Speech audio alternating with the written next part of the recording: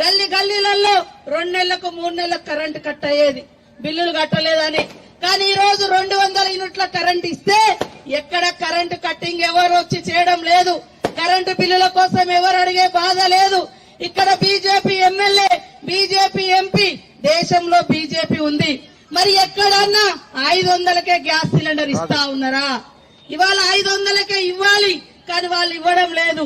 కానీ ఈ రోజు ఈ రాష్ట్రంలో సన్న బియ్యం ఇచ్చేది కాంగ్రెస్, మరి 500కే గ్యాస్ ఇచ్చేది కాంగ్రెస్.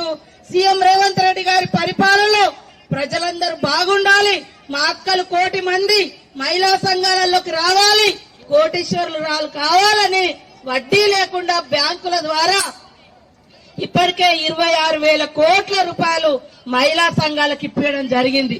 కాబట్టి ఆలోచించండి, అందరూ పేదల పార్టీకి మద్దతుగా ఉండండి. మీ అందరి ఆకాంక్షలు నెరవేర్చే బాధ్యత మాది.